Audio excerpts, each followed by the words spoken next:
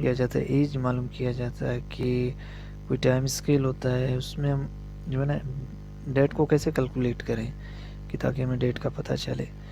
तो मेरे किसी दोस्त ने पूछा था, मैं तो उसे बता रहा हूँ कि जो एज कैलकुलेट किया जाता है किसी रिटायरमेंट वाले के लिए या मतलब कोई भी चीज़ के लिए आपको डेट कैलकुलेट करने के लिए आपको सबसे पहले यहाँ पे लिखना है एज कैलकुलेट।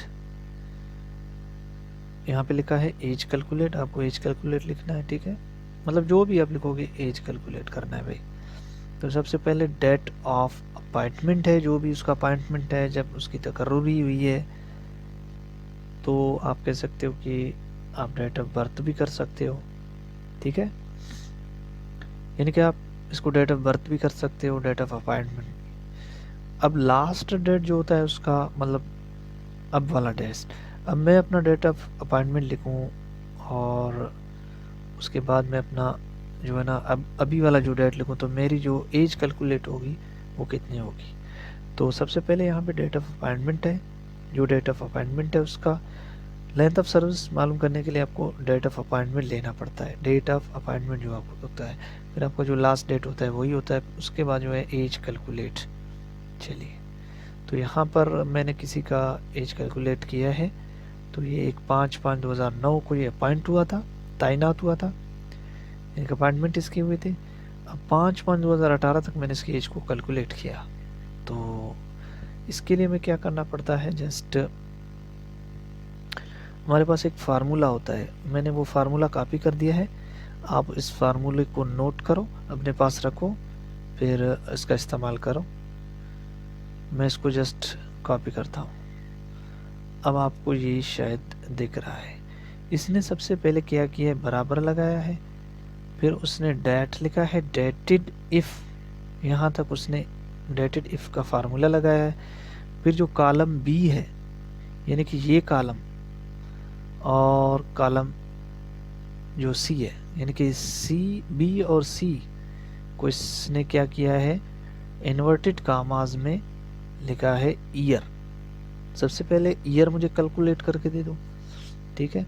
उसके बाद उसने ब्रैकेट को बंद किया, उसके बाद उसने किया है इन्वर्टेड कामा में उसने कह दिया वाई दिया, बी और सी को कैलकुलेट करो साल में सबसे पहले, उसके बाद एन या और ईयर्स लिखा है उसने, इन्वर्टेड कामा दिया ईयर्स, फिर ये सेमी कॉलम, फिर उसको इन्वर्टेड कामा में बंद कर दिया। उसके बाद फिर उसने लिखा है एन, फिर डेटेड इफ दिया है उसने। सबसे पहले साल मालूम करो बी और सी का, फिर बी और सी का क्या उसने किया है, साल और मंथ दोनों मालूम करो, ठीक है, इन्वर्टेड कामा में। फिर एन दिया है, फिर उसने लिखा है मंथ को यहाँ पे बंद कर दिया है, फिर उसने एन दिया है, ठीक है। उसके बाद उसने किया है डेटेड इफ। अब बताओ कि बी और सी का मंथ डेट, मुझे मंथ डेट क्या हो गया, मंथ डेट। फिर उसने एन लिखा है, फिर डेज लिखा है, ये हो गया फार्मूला। नोट करो फार्मूले को अपने पास।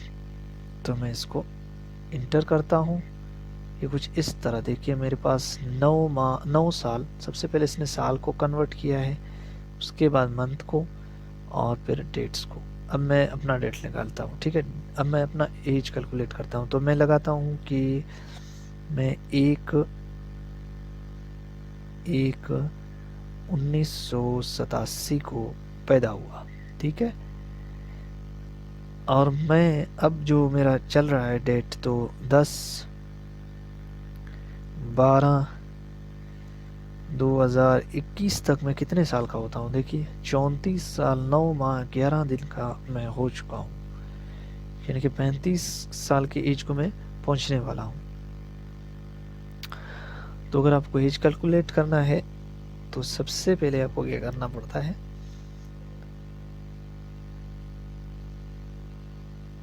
इफ डेटेड इफ का जो फार्मूला होता है वो आपको अप्लाई करना पड़ता है। आप इसको अपने पास नोट करें, ये जो फार्मूला है इसको अपने पास नोट करें, ये आपको काम देगा एज कैलकुलेट में।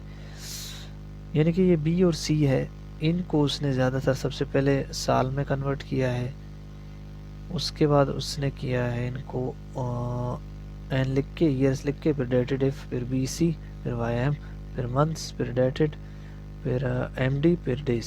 इस तरह उसने किया है।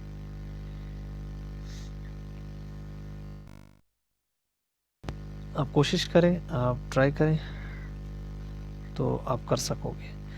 अब बार बार हमें ये चीज़ अगर हम बार बार नीचे भी हम करते जाएं तो हमें बार बार जो लिखने की ज़रूरत नहीं है फार्मूले के, हम इसको जस्ट क्या करेंगे, नीचे ड्रैग एंड ड्रॉप करेंगे। जितना हमें निकालना है हम नीचे ड्रैग एंड ड्रॉप करेंगे। अब यहाँ पे हम एज कैलकुलेट करते जाएंगे। अब मैं किसी और का लगाऊं, अब मैं अपना अपॉइंटमेंट वाला लगाता हूँ। तो मेरे अपॉइंटमेंट है जो 13/3/2012 है। तो मैं अपना देखता हूँ सर्विस मेरा कितना होता है। तो मैं अब 2021 में हूँ, तो 10/12/2021 तो देखते हैं कितना होता है। अच्छा, मिस्टेक हो गया कहीं पे, इसको हटा देते हैं। यहाँ पे 10/12/2021,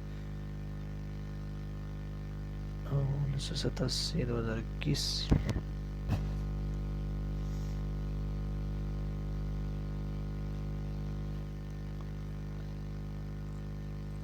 क्या कैलकुलेट नहीं किया है, देखते हैं इसको। 13/3/2012, 10/12/2021। ओके गाइस, इसने नहीं किया, क्यों नहीं किया है?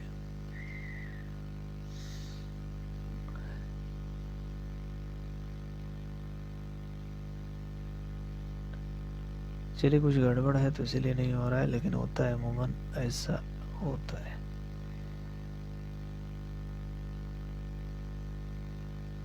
अब मैं यहाँ लिखूँ तो 1/1/2/1987, 1/1/2012, देखते हैं कितना होता है। 25 साल हो गया, ये तो आ रहा है, वो क्यों नहीं आ रहा है? मंथ को सबसे पहले लाया क्या? मंथ बाद में आ रहा है।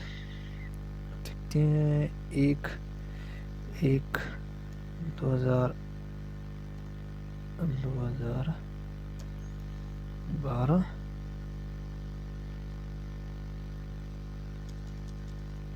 2012,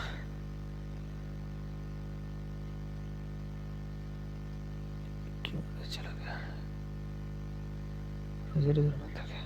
अब यहाँ पे आते हैं हम 10/12/2021, देखते हैं कितना होता है।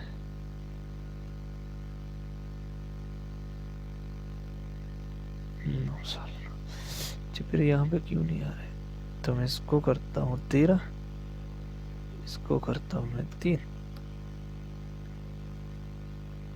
नंबर ऑफ वैल्यूज कम हो रहे हैं शायद, ऐसा कोई मसला है, लेकिन अमूमन ये वैसा होता है। अच्छा, हम इसको इस तरफ लाए, देखते हैं 10/12/2021 शायद बड़ा है, इसीलिए नहीं आ रहा है। देखते हैं इधर।